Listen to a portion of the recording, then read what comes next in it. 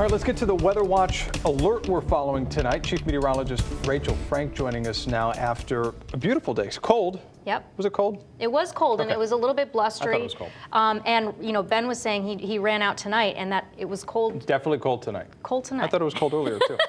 It's cold, Rachel. To the expert. I agree. It is going to be cold tonight. If you thought it was chilly today, just wait until tomorrow morning when we wake up with a little bit of frost. So how does frost form? Well, as the temperature drops at night, any moisture that's in the air starts to condense in the form of little water droplets, and they can collect on plants, they collect on grass, sometimes they collect on the hood of your car, and then as temperatures drop, they freeze. But something that's interesting that sometimes happens is temperatures at eye level can be above freezing, but because cold air is heavier and more dense, it can sink to the ground. So even when temperatures are 35 or 36 on your thermometer, it can actually be near or below freezing, closer to the ground. And that might be something that we see heading into tomorrow morning. See, we're icing up here in the studio as well. All right, let's take a look at the temperatures for tonight as we head towards daybreak. We're looking at near freezing for Windsor Locks, for Torrington, for Willimantic. So areas like Meriden and Waterbury that are close to but slightly above freezing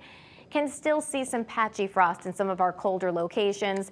And towards the immediate I-95 corridor, again, that's going to be a little bit less likely, but still possible. So if you wanted to protect your early season plants, one thing that you can do is bring them inside if they're potted, obviously, or you can cover them with a light blanket. But a lot of the early season plants that do end up coming up early can kind of withstand some of these little cold shots that we get as long as it's not prolonged. I wanted to show you it's not out of the ordinary for us to get this kind of cold. What you're looking at is the average date of the final frost for us here in Connecticut, and we're right there for the Connecticut shoreline. For a lot of inland Connecticut, it's May 1st, and it's even later than that for the higher elevations of northwest and northeast Connecticut. And keep in mind that this is just an average date. Sometimes it occurs a little earlier, sometimes it occurs a little later, but this is somewhere in between. And this is really the last chilly night this week. Thursday night, Friday night, temperatures are going to be milder, and it's not going to be a concern anymore. Taking a look at the current numbers, not too bad.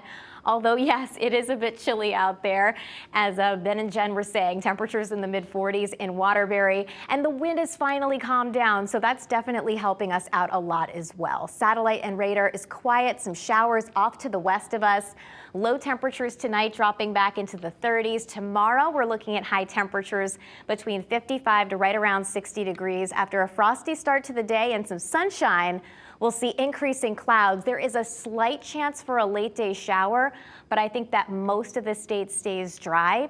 Heading into your Friday, it looks really good with highs in the lower to middle 60s. Let's take a look at your 7-day forecast here. Heading into the weekend, we still have it dry. Highs in the low to mid 60s for your Saturday.